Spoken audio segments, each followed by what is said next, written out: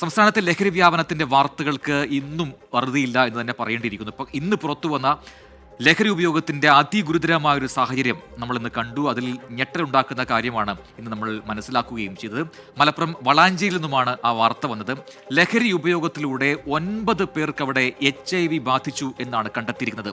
ലഹരി ഉപയോഗിക്കാനായി സൂചി പങ്കിട്ടവർക്കാണ് ഈ HIV ബാധിച്ചത്. കേരള എയ്ഡ്സ് കൺട്രോൾ സൊസൈറ്റി നടത്തിയ പരിശോധനയിലാണ് HIV വ്യാപനം കണ്ടെത്തിയിരിക്കുന്നത്. ലഹരി മനുഷ്യനെയും സമൂഹത്തെയും നശിപ്പിക്കുന്നു എന്ന കാര്യത്തിൽ നമുക്ക് ആർക്കും തന്നെ ഒരു തർക്കവുമില്ല. എന്നാൽ ലഹരി ഇപ്പോൾ HIV കൂടി കാരണമാകുന്നു എന്നുള്ളത് ഞെട്ടിപ്പിക്കുന്നത് തന്നെയാണ്.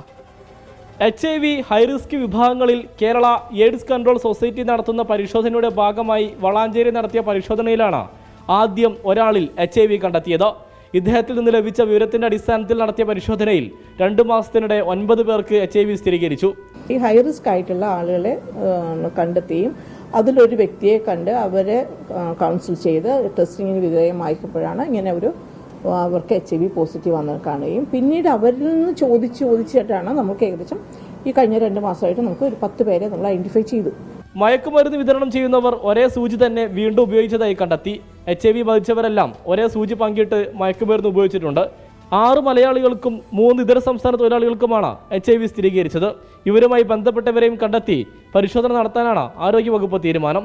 ജില്ലയിൽ മറ്റുള്ള ഇടങ്ങളിലും സമാനമായ രീതിയിൽ ലഹരി ഉപയോഗിച്ച് HIV കാരണമായിട്ടുണ്ടോ എന്നതാണ് ആശങ്ക. ആരോഗ്യവകുപ്പിന്റെ നേതൃത്വത്തിൽ പ്രതിരോധ പ്രവർത്തനങ്ങൾ ഊർജിതമാക്കി.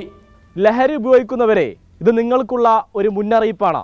നിങ്ങൾ നശിപ്പിക്കുന്നത് നിങ്ങളുടെ ശരീരത്തെ മാത്രമല്ല, HIV പകർന്ന് നിങ്ങളുടെ പ്രിയപ്പെട്ടവരെ കൂടി നിങ്ങൾ നശിപ്പിക്കുകയാണ്. തിരൂരിൽ നിന്നും സമീർ ബിൻ കരീം, 24. പൊതുജനം കഴുതയല്ല സാർ.